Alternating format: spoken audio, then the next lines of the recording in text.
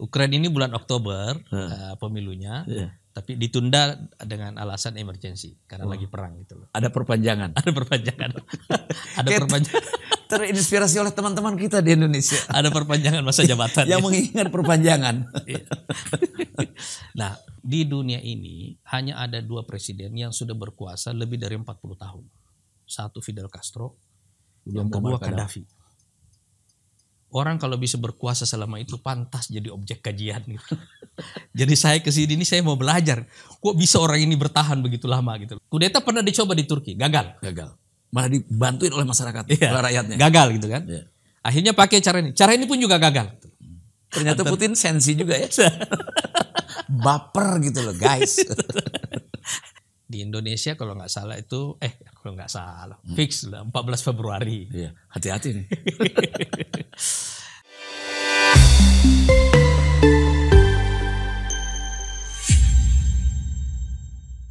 Assalamualaikum warahmatullahi wabarakatuh. Salam Gelora, semangat Indonesia. Kembali bersama saya Deddy Minggumelar dalam Anies Mata Menjawab. Nah, kali ini memasuki episode yang ke-10. Bukan main, tidak terasa, dan saya akan sampaikan ucapan terima kasih bagi sahabat Gelora semuanya yang sudah memberikan komentar, kemudian men-share, dan juga tentunya subscribe. Anda tonton terus bagaimana kita membuka cakrawala kecerdasan kita hari ini. Nah, hari ini di episode ke-10 ini yaitu mengambil tajuk bahasan atau judulnya adalah adakah intervensi asing di Pilpres 2024? Tentu mungkin tidak terasa secara langsung ada intervensi, bahkan rumor pun dari 5 tahun yang lalu, sebelumnya juga demikian, dari rezim ke rezim, dari pergantian pemerintahan. Saya kira bukan hanya di Indonesia tapi di negara-negara lain juga. Nah, kita akan tanyakan pada Pak Anies Mata apa betul atau apakah ada intervensi asing sehingga begitu banyak kepentingan asing masuk dalam kepentingan negara kita itu sendiri. Assalamualaikum. Waalaikumsalam warahmatullahi. Salam Gelora. Semangat Indonesia. Bukan main. Saya ingin mengulangi senyumnya Pak Anies itu artinya ada satu pergerakan tanda-tanda bahwa Indonesia merangkak menjadi superpower baru. Ya, jadi begitu Pak Anies tersenyum, Indonesia harusnya aman dan sejahtera. Pak Anies, ini kan banyak sekali mungkin di kalangan tertentu, baik itu elit politik atau elit masyarakat, sering mengatakan ini pasti ada CIA, pasti ada ini dan sebagainya. Itu kan dari zaman ke zaman pemerintah, dari zaman yang mungkin Orde Baru, bahkan Orde Lama pun sama gitu. Di setiap negara ada intervensi asing. Apa sih kepentingannya? Lalu bagaimana cara masuknya sehingga rakyat kebanyakan tidak merasakan itu gitu. Silakan Pak Anies. Terima kasih Bang Mi. Sahabat Gelora, kita lanjut lagi dalam episode ke-10 ini ya. 10, alhamdulillah. Memang banyak pertanyaan soal intervensi asing ini ya. Dari banyak sisinya ya. Dan ini pertanyaan yang menarik karena umumnya kita menghindari menjawab pertanyaan ini secara lugas. Pertama-tama saya ingin mengatakan bahwa pasti akan ada intervensi asing pada pemilu 2024 sebelumnya. Ya, pasti ya. Seperti juga pada pemilu-pemilu sebelumnya. Jadi sebenarnya ini tidak asing karena sudah terjadi juga sebelumnya. Cuma saya kira kita perlu semacam bingkai bagaimana kita memahami proses intervensi asing dalam suatu pemilu. Ya kan? Sebab ini obrolan Mbak Bing, ini obrolan nih. Ada yang bilang ke saya begini nih, 3 capres yang ada sekarang ini sudah punya dukungan asing yang sendiri-sendiri, yang berbeda-beda. Cuma asing atau asing? Jadi misalnya ada yang bilang Anies didukung oleh Amerika. Ganjar didukung oleh Tiongkok. Cina. Prabowo didukung oleh Rusia. Serem bener dengannya gitu. Kok bisa tahu ya gitu? Tiba-tiba kita membayangkan negara kita ini jadi kayak pilkada global gitu. Betul. Ini bagi global government, bagi kekuatan superpower, ini kayak pilkada aja nih. Ada pilkada di Indonesia sedang akan berlangsung. Terkesan dikangkangi kepentingan asing gitu. Iya. Cuma memang pemilu 2024 nanti itu momentum yang berbeda dengan pemilu-pemilu lainnya. Karena momentum geopolitiknya. Momentum 2024 ini berbeda dengan sebelumnya. Iya, karena momentum geopolitiknya. Pada bulan Januari kalau nggak salah nanti tahun 2024 akan ada pemilu di Taiwan. Mendahulu kita ya? Ya. Di Indonesia kalau nggak salah itu, fix lah 14 Februari. Iya, hati-hati nih. Kemudian kalau nggak salah Rusia itu bulan Maret ya. Kemudian bulan November itu Amerika. Pemilu di Taiwan ini akan menjadi simbol utama yang memberikan tanda-tanda awal pertarungan Amerika dengan Cina. Gitu ya. Karena incumbent sekarang ini kan dukungan Amerika ini. Betul, di Taiwan ya. Betul. Nah ini penantangnya ini pro Cina. Pro Cina. Iya. Makanya tema utama di sana ini, tema kampanye utama karena pembelahannya sangat tajam sekali di Taiwan sekarang ini, perang atau damai. Padahal mereka sama-sama Cina ya. Iya. Jadi tema kampanye besarnya antara dua kelompok ini adalah perang atau damai. Perang atau damai. Ya. Kalau yang pro Amerika berarti perang sama Cina. Ya. Kalau yang pro Cina berarti integrasinya damai nanti ke Cina itu. Ke Cina. Tapi pemilu di Amerika, pilpres di Amerika ini kan pilpres yang sekarang sangat berdarah-darah gitu.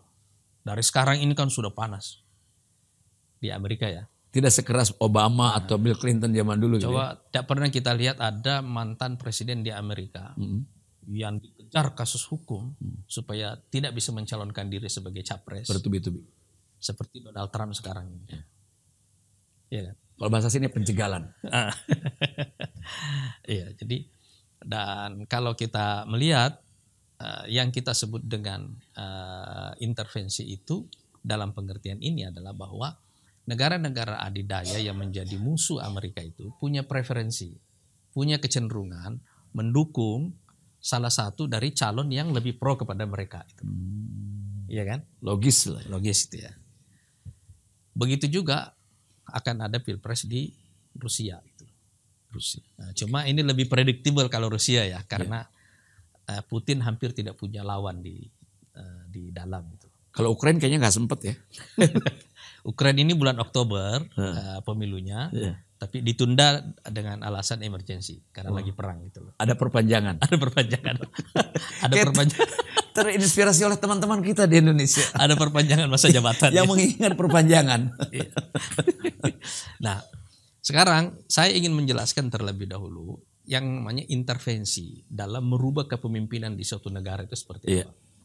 Dalam sejarah modern, paling tidak setelah Perang Dunia Kedua, hanya ada dua negara yang punya pengalaman intervensi ke negara lain yang paling besar. Yaitu Amerika dan Uni Soviet.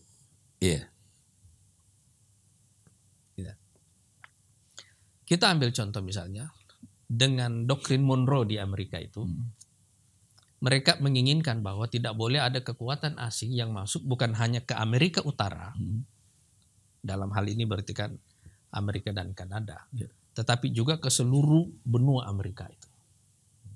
Jadi doktrin Monroe itu memastikan bahwa wilayah pengaruh Amerika adalah seluruh wilayah Amerika. Termasuk Latin tuh ya? Semuanya. Jadi dia tidak boleh ada ya. Dan karena itu kita melihat di Amerika Latin, hampir semua pergantian kepemimpinannya diintervensi oleh Amerika itu. Mungkin satu-satunya pemimpin yang gagal digantikan oleh Amerika itu cuma Fidel Castro sampai mati. Sampai mati. Atau Erdogan mungkin. Jadi saya pernah ke Libya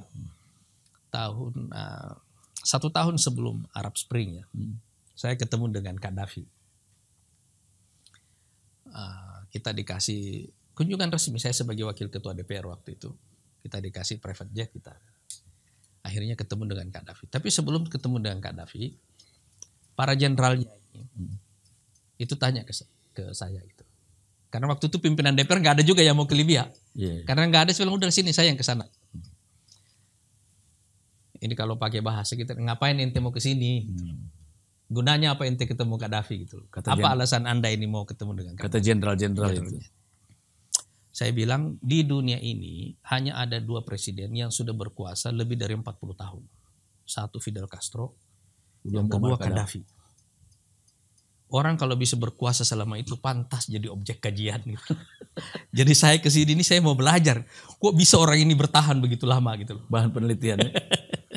Ini para jenderalnya sedang akhirnya waktu itu kita langsung dikasih private jet ketemu dengan Gaddafi gitu.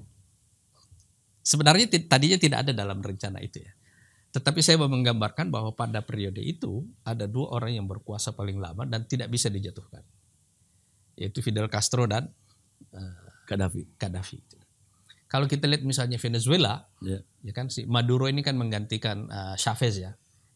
Chavez kalau menurut rumor intelijennya kan diracun sampai meninggal gitu. Tapi Maduro mengambil alih dan tidak bisa digagalkan oleh Amerika gitu. Tapi hampir semua negara Amerika Latin yang lainnya itu diintervensi oleh Amerika untuk pemilihan. Begitu juga dalam wilayah pengaruh Uni Soviet semuanya dulu. Uni Soviet punya pengalaman mengganti kepemimpinan di semua negara. Proses pergantian kepemimpinan di satu negara dengan intervensi asing ini biasanya ada beberapa modusnya. Satu, kudeta militer. Itu yang paling banyak terjadi. Yang kedua, melalui revolusi sosial atau yang biasa disebut dengan revolusi berwarna atau kadang-kadang disebut flower revolution atau kadang-kadang disebut color revolution atau kadang-kadang disebut yellow revolution. Metode ini lebih banyak dipakai terutama setelah tahun 90-an oleh Amerika. Begitu Uni Soviet runtuh, proses pergantian kepemimpinan di semua negara melalui social unrest. Jadi ada pergolakan sosial, ada pergerakan. Nah, termasuk kita di Indonesia tahun 98. Ada gerakan mahasiswa yang menumbangkan satu pemerintahan. Rata-rata social unrest ini terjadi di negara-negara yang pemimpinnya itu diktator. Biasanya Afrika dan jadi tidak bisa dikudeta karena terlalu powerful, digusur melalui revolusi sosial seperti itu. Nah, misalnya kita lihat di Indonesia tahun 98, ya kan? Kita lihat lagi Arab Spring, Mubarak, bagaimana dia dijatuhkan? Pak Harto dan Mubarak ini kan dua-duanya sekutu Amerika gitu. Tapi yang mengelola Arab Spring yang menjatuhkan Pak Harto di sini ya juga itu Amerika juga. Melalui gerakan mahasiswa itu. Kita tidak mengatakan bahwa tidak ada pergerakan dari dalam sama sekali. Tetapi ini adalah satu skenario besar Amerika untuk menguasai dunia sebagai kekuatan tunggal pada waktu itu. Dan itu watak Amerika memang ya? Karakter, itu karakter superpower. Kalau dangdutnya itu kau yang mulai, kau yang mahir itu Amerika. Itu karakter gitu ya. Jadi dia harus menguasai semua dunia ini. Nah, karena itu ada satu klub pemikir think tank di Barat namanya Club of Rome. Klub ini, para pemikir yang ada di Club of Rome ini itu berpikir dalam skala peradaban dan biasanya membuat prediksi di kisaran waktu 50-100-an tahun. Ya. Mereka menerbitkan beberapa buku terbitan dan terbitan pertamanya itu tahun 72. Ada buku tentang limit to growth gitu ya. Jadi mereka sudah meramalkan bahwa masa depan kapitalisme ini sudah diambang kehancuran. Jadi mereka adalah era pertumbuhan ini sudah selesai. Itu dari tahun 72 ya. Tapi pada tahun 92 mereka menulis satu buku yang namanya The First Global Revolution. Jadi revolusi global pertama, inilah color revolution yang terjadi di mana-mana di seluruh dunia pada waktu itu. Mulai dari Asia, Eropa Timur, ya kan, seluruh kawasan Balkan, Asia Tengah, Asia Selatan, Asia Timur, sampai ke kita di sini Asia Tenggara, dan pada tahun 2009-2010 dimulailah gejala Arab Spring itu dari Tunis masuk ke Mesir dan seluruh wilayah Arab. Tumbanglah Mubarak, tumbanglah di Mesir, tumbanglah Gaddafi di Libya, kemudian Ben Ali di Tunis. Semua negara-negara ini mengalami proses demokratisasi pada waktu itu ya. Tapi bentuknya adalah melawan penguasa tirani melalui revolusi sosial. Itu intervensi. Nyata. Cuma instrumen intervensi yang ada pada setiap tahapan-tahapan itu berbeda. Misalnya kita di periode tahun 90-an di Indonesia di sini, isu sosial media kan belum banyak pada waktu itu ya. Jadi medianya masih media konvensional. Tapi misalnya Arab Spring, di situ kita menyaksikan bagaimana pengaruh Facebook misalnya, pengaruh Twitter, itu sangat besar, atau pengaruh media sosial besar sekali dalam menciptakan social unrest itu tadi, itu revolusi sosial itu ya. Dan dampak dari Arab Spring ini kan sampai sekarang belum selesai. Ini seperti proyek yang tidak tuntas. Nah ini dua, jadi ada satu kudeta, ada satu melalui social unrest atau revolusi sosial ini. Ada yang ketiga adalah pergantian normal melalui proses pemilihan umum. Jadi biasanya mereka punya preferensi mendukung salah satu calon yang mereka inginkan karena sisi kebijakannya lebih dekat kepada mereka, atau mereka punya target tertentu di negara itu. Gitu ya. Ini kira-kira biasanya 3 modus yang dipakai dalam intervensi itu. Kudeta, revolusi sosial, atau pemilu gitu loh. Ya kan? Ya. Nah, yang terakhir ini misalnya kita menyaksikan bagaimana Amerika mengintervensi Pilpres di Turki. Iya. Baru-baru ini ya. Iya. Kita bisa membayangkan Erdogan benar-benar susah payah untuk memenangkan pemilu terakhir ini. 1-2 putaran, padahal dia incumbent 4 periode dengan prestasi seabrek seperti itu ya. Lawannya juga secara kualitas jauh gitu ya. Tapi selisihnya bisa sangat tipis sekali gitu ya. Dubes Amerika mengunjungi calon presiden dari oposisi. Ya kan? Luar biasa gitu loh. Dan ini terbuka semuanya. Sehingga bisa kita katakan bahwa Pilpres di Turki tahun yang lalu ini benar-benar seperti pilkada dalam skala global. Pilkada dalam skala global. Iya. Rusia terlibat, Amerika terlibat, semua negara Arab terutama juga terlibat semuanya. Karena semua orang pasti punya kepentingan. Iya kan? Mereka terlibat semuanya gitu. Bagaimana bentuk keterlibatannya tidak ada yang tahu. Tetapi orang setuju bahwa frame intervensinya ada dalam pemilu. Tidak melalui social unrest, tidak melalui kudeta itu. Kudeta pernah dicoba di Turki, gagal. Malah dibantuin oleh masyarakat, oleh rakyatnya. Gagal gitu kan. Iya. Akhirnya pakai cara ini. Cara ini pun juga gagal. Revolusi sosial. Iya. Jadi mau cara revolusi sosialnya dia gagal, kudetanya gagal, melalui pemilu juga gagal. Dua-duanya gagal gitu. Tapi kalau kita lihat Mubarak, Ben Ali, Gaddafi, termasuk kita di sini Pak Harto di sini, jatuhnya karena social revolution. Faktor itu tadi kan. Jadi model-model intervensi seperti ini sebenarnya terjadi sejak era perang dingin secara intensif sekali. Cuma berlangsung dalam skala sangat luas, terutama instrumen social unrest itu tadi atau revolusi sosial tadi itu setelah runtuhnya Uni Soviet. Dan sekarang begitu demokrasi mulai settle sedikit, itu adalah di mana-mana orang cenderung melakukan intervensi tapi tetap melalui jalur pemilu. Jadi intervensi itu intinya bukan barang mitos lah. Bukan. Dan itu terjadi. Sekarang kita dapat backgroundnya dulu ya. Kira-kira kayak begini. Misalnya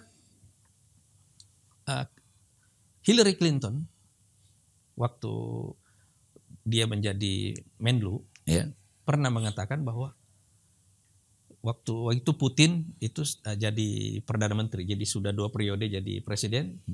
Dia harus mensiasati aturan dalam negerinya, undang-undangnya, jadi turun lagi jadi Perdana Menteri, nanti balik lagi jadi presiden. Nah waktu mau balik jadi presiden, ada komentar dari Hillary Clinton, nggak pantas lagi dia balik jadi presiden. Harus ada demokrasi di Rusia. Kelihatannya itu melukai Putin. Tahun 2016, Donald Trump dibantu oleh Rusia mengalahkan Hillary Clinton. Jadi ada yang bilang pemilu Pilpres di Amerika itu bukan soal intervensi politik itu. Itu dendam pribadi antara dua Ternyata Putin sensi juga ya. Baper gitu loh guys. Itu ya. Ya. Tapi sekarang pertanyaannya kita balik. Bagaimana mungkin negara yang selama ini mengintervensi orang lain kali ini diintervensi? Iya kan? Amerika ya. Diintervensi gitu. Apa kepentingannya Putin misalnya mengintervensi pilpres di Amerika? Ya. Tapi kita juga bisa bertanya, apa benar Putin mengintervensi Amerika? Betul. Jangan-jangan ada orang Amerika minta tolong ke Putin, tolong bantu saya dong gitu loh. Iya kan? Ada kekuatan di dalam Amerika sendiri, elitnya, karena mereka pecah di dalam. Ya. Kemudian minta tolong keluar, kebetulan ketemu hajatnya, ketemu kepentingannya. Gitu. Ya. Menurut saya ini analisa yang lebih masuk akal. Mungkin Obama donaturnya Putin kali ya. Enggak, dia musuhan gitu lah. Dan jadi maksud saya adalah bahwa ada perpecahan dalam elit Amerika sejak era Clinton sebenarnya, sejak tahun 2000 ini sudah terasa. Pertama perpecahan antara klan Bush dengan klan Clinton ini kan. Makanya kita lihat kan Bush senior, coba bayangkan mantan direktur CIA, wakil presidennya Ronald Reagan, presiden incumbent dikalahkan anak muda umur 40-an awal, gubernur dari satu negara bagian kecil di Amerika, Arkansas. Iya kan? Itu negara kecil, negara bagian kecil sekali. Anak muda main saksofon, ngalahin dia. Iya kan? Kelihatannya ada tendensi pada elit Amerika atau deep state di Amerika ini, era perang ini selesai. Kita sekarang mau era ekonomi, mau era. Dan Clinton ini menjadi simbol pemimpin anak muda, memimpin negara adidaya yang baru memenangkan perang dingin dan memimpin proses demokratisasi secara global. Jadi era demokratisasi secara global itu atau era color revolution itu, revolusi sosial di seluruh dunia itu artinya menumbangkan pemerintahan dengan revolusi sosial, itu eranya Clinton. Dan Bush senior pun gagal terus menumbangkan Saddam Hussein kan? Gagal dia di situ. Tapi waktu tahun 2000 periodenya berakhir, keluarga Bush naik lagi. Sampai 2008. Bush Junior naik lagi kan? Nah, perpecahannya di sini mulai terjadi secara sangat fundamental di sini. Dan saya kira tahun 2008 ketika akhirnya Obama muncul sebagai pilihan, tampaknya ini ya dalam analisa saya itu seperti tendensi di kalangan deep state Amerika untuk mengatakan mungkin Obama bisa menjadi jalan tengah. No Clinton, no Bush. Iya kan? Tidak ada yang sempurna tapi yang tepat. Obama berjalan. Gitu. Tapi persoalannya kan begitu Obama naik ada krisis finansial tahun 2008 secara global kan. Dan itu mempengaruhi Amerika. Dan karena itu kita bisa mengatakan bahwa performa Obama selama 8 tahun berkuasa itu tidak seperti yang mereka inginkan. Ada masalah fundamental yang dihadapi oleh Amerika yang membuat elitnya ini pecah karena mereka tidak punya jawaban yang sama dan itu yang memungkinkan terjadinya intervensi. Itu ya. Jadi kalau kita bilang bagaimana orang seperti Donald Trump bisa masuk itu karena Donald Trump ini outsider. Dia bisa masuk ke dalam karena ada faktor itu tadi. Deep state ini pecah, ada outsider baru masuk ditambah dengan kekuatan dari luar. Tapi apa Putin benar mau masuk dari awal? Saya kira ini ada dua-dua unsur ini. Putin mungkin mau, tapi juga ada permintaan bantuan dari dalam. Iya kan? Itu ada gayung bersambut kelihatan. Nah, jadi sekarang ini tidak ada satu pemerintahan yang tidak lagi bisa diintervensi. Termasuk pemilihan waktu Xi Jinping terpilih kembali untuk yang ketiga kalinya. Satu, itu seperti kan ada perubahan konstitusi di sana ya, di Cina-nya. Tetapi perlawanan dari baratnya kan kuat. Cuma karena grabnya terlalu kuat, ini berhasil. Tapi kalau kita lihat intervensi seperti di Turki, karena ini negara demokrasi, gagal melalui pemilu juga gitu. Kudeta gagal, pemilu juga gagal. Nah sekarang, bagaimana dengan Indonesia gitu? Pemilu kita ini. Menurut saya, intervensi asing di Indonesia ini terutama akan dipengaruhi oleh konflik Amerika dengan Cina. Betul. Ya kan? Tapi Amerika sekarang ini sudah membangun basis utama koalisinya di kawasan ini. Kalau ada perang antara Amerika dengan Cina sekarang ini menurut saya, basis pertahanan utama Amerika itu adalah negara di Asia Timur. Sekutunya ya. Jepang, Korea Selatan, Taiwan. Ya kan? Kemudian ada Australia. Ini kira-kira 4 negara utama ini. Jadi di sepanjang garis negara Asia Timur itu pada dasarnya Amerika bisa berhadapan dengan Cina secara militer tanpa yang lainnya. Kawasan Asia Tenggara ini sejak era Perang Dingin itu selalu dikenal sebagai kawasan yang memang diperuntukkan sebagai kawasan netral. tidak ke barat, tidak ke timur. Dan saya kira status kawasan ini sebagai kawasan netral itu adalah status yang diinginkan oleh para pihak ini. Baik Cina atau Amerika. Iya. Karena itu saya tidak membayangkan bahwa akan ada intervensi seperti model intervensi waktu menjatuhkan Pak Harto. Nggak akan ada model intervensi seperti itu. Saya tidak membayangkan itu.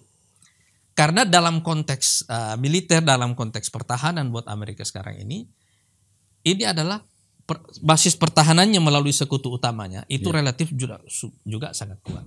Jadi sekarang kalau kita bertanya terus apa kepentingan Amerika untuk intervensi di sini? Iya kan?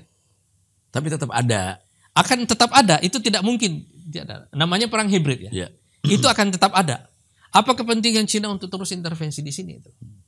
Nah, kawasan ini kalau kita lihat, kawasan Asia Tenggara ini adalah kawasan yang demokrasi. Kita di Asia Tenggara punya perikatan yang tidak sekuat seperti yang ada di Uni Eropa, tetapi relatif stabil sebagai negara pertumbuhan. Pemilu-pemilu yang ada di sini relatif berjalan cukup baik. Ada intervensi tetapi tidak terlalu terbuka itu. Tidak terlalu terbuka. Saya kira misalnya pemilu di Thailand yang pakai pendekatan social unrest yang besar itu terutama waktu zamannya Thaksin Shinawatra ya. Tapi kalau ya seperti yang sekarang ini relatif sudah relatif lebih bagus ini. Artinya kawasan ini akan menjadi kawasan yang diasumsikan sebaiknya netral saja. Sepanjang tendensi dari kawasan ini tendensinya semuanya tendensi netral. Artinya ada di jalan tengah, tidak terlalu berpihak kepada salah satu kekuatan asing ini, tidak akan ada intervensi yang terlalu besar dalam ekstrim seperti yang terjadi sebelum-sebelumnya. Tapi yang saya khawatirkan sebenarnya adalah bahwa kekuatan-kekuatan yang ada di sini justru juga yang memancing orang lain untuk datang sebagai alat pertolongan. Iya kan? Itu justru sebenarnya juga yang kita khawatirkan. Jadi bukan karena agresifnya dari luar, tapi karena memang kita ada yang minta tolong juga. Kan bisa terjadi seperti itu. Kalau dalam kasus di Amerika misalnya, dua-duanya terjadi. Ada yang pengen masuk, ada yang pengen minta tolong. Iya kan? Kalau di sini menurut saya, karena bersamaan nanti dengan pemilu bagi Amerika sekarang dan bagi Cina, pemilu yang terpenting 2024 itu adalah pemilu Taiwan. Betul. Iya kan? Taiwan. Dan pemilu Amerika sendiri, kemudian pemilu Rusia. 3 pemilu ini menurut saya ini 3 pemilu yang paling menentukan 2024 yang akan datang. Nah, karena Amerika sudah membangun basis aliansi baru di sini dan melibatkan India dalam kuat di sini. Jadi pada dasarnya kalau kita lihat basis pertahanan utama Amerika ini sudah relatif terbangun dengan baik. Tetapi kan Cina juga menganut doktrin yang mirip dengan doktrin Monroe. Asia untuk Cina, Amerika jangan di sini. Seperti Amerika untuk Amerika. Kan kira-kira maunya begitu mereka semua kan? Mungkin Amerika kecolongannya hanya waktu Hillary Clinton aja. Sebenarnya sih tidak. Kalau seperti yang sekarang ini, itu sudah susah menghindari intervensi yang terlalu jauh seperti itu. Sudah susah. Karena konflik di elitnya sendiri yang sudah terlalu dalam, sudah terlalu tajam seperti itu ya. Dan karena proses demokrasi sendiri yang sudah terlalu terbuka seperti itu, sehingga proses manajemennya, proses pengendaliannya sangat kuat sekali gitu. Nah, tapi kalau menurut saya justru yang terjadi ada tendensi untuk menjadi otoritarian di Amerika. Kalau kita lihat perlakuan kepada Trump sekarang ini, tendensi otoritarian itu sangat kuat sekali itu. Sekarang ya. Apapun alasannya, tetapi tendensi otoritarian itu menjadi sangat kuat sekali. Tapi kalau kita bicara di Indonesia ini nanti, kita tidak akan lolos dari pertarungan kepentingan itu. Tetapi ada momentum lain pada waktu yang bersamaan yang membuat intervensi ini akan terjadi, tapi menurut saya skalanya yang tidak bisa kita ramalkan sekarang ya. Tidak seperti 98 lah paling tidak. Tidak akan seperti tahun 98. Sebab kan begini nih, orang Amerika juga memahami. Kalau kita mau bantu full Indonesia kan perlu fulus. Fulus. Buat infrastruktur kan. Amerika ini tidak dalam posisi kasih fulus sekarang gitu loh. Ayo juga lihat repot. Iya kan. Dan menurut saya walaupun Cina ada keinginan seperti itu, tetapi Cina juga akan membuat persyaratan yang jauh lebih ketat dan jauh lebih menguntungkan mereka gitu. Jadi kita mengantisipasi intervensi ini, tetapi menurut saya kita berharap bahwa para capres ini lebih bagus bekerja dalam dua bingkai pemikiran. Yang pertama, belajarlah kita menjadi negara merdeka, apalagi kita benar-benar dalam bulan Agustus ini ya. Yeah. Merdeka secara politik, juga nanti merdeka secara geopolitik, merdeka secara ekonomi, merdeka secara teknologi, merdeka juga secara ideologi. Kita mesti punya frame seperti itu, bingkai seperti itu sebagai pemimpin negara. Yang kedua, jangan biarkan orang lain menjadikan negara kita ini sebagai medan tempur mereka. Gitu. Betul.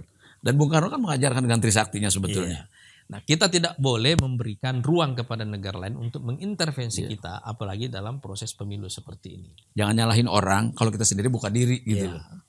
Tapi kira-kira kalau akan terjadi model intervensi, model-modelnya seperti yang saya jelaskan. Sebelum ditutup, mau keluar dulu sedikit nih. Bagaimana dengan Korea Utara? Apakah juga ada intervensi? Kalau Korea Utara itu, kan anak kecil itu out of the question. Oh gitu. Itu tidak perlu ditanyakan. Gak ada yang bisa mengintervensi negara itu kecuali dua sahabatnya, Cina sama Rusia. Yang lainnya gak bisa. Itu. Ya, terima kasih. Dan kita sudah tahu bahwa dimanapun negara, terutama negara-negara kawasannya yang berdekatan dengan Amerika dan Cina, pasti ada intervensi. Dan bersyukurlah kita sebagai bangsa yang soleh-soleh begini tidak pernah punya watak untuk mengintervensi orang lain. Mana ada pemilihan presiden Amerika yang kita intervensi Indonesia gitu, nggak ada. Atau pemilihan Putin kita ikut intervensi, apalagi membantu fulus gitu, nggak ada. Kita memang biarlah mereka mandiri. Terima kasih Pak Anies dan sahabat Gelora, tentunya kita sudah mendapatkan wawasan baru tentang bahwa faktanya ada, walaupun tidak terasa secara langsung oleh kalangan mayoritas masyarakat kita, hanya mungkin kelompok-kelompok elit yang tahu bahwa ada intervensi di setiap negara, bukan hanya Indonesia. Bersyukurlah kita ada di tengah-tengah menjadi kawasan yang netral, tapi juga jangan menjadi orang lain yang berantem tapi di tempat kita. Nah, gitu. Ya, sekali terima kasih dan tonton terus. Anda sudah menyaksikan, Anda sudah menyimak, dan Anda sudah paham pilihannya adalah bagaimana kita memenangkan pertarungan ini dengan baik. Yang paling penting Indonesia menjadi superpower baru. Terima kasih Pak Anies. Mantap. Salam Gelora. Semangat Indonesia. Assalamualaikum warahmatullahi wabarakatuh. Waalaikumsalam warahmatullahi wabarakatuh.